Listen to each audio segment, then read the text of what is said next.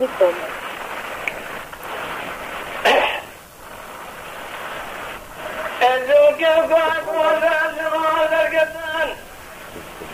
ياخذ عرفان كافن يا مالاجلو آخر البريء والدين مفيش لنا بلهم غير الفاية جاكوز لا خشوشنا جويدي ضاين دارين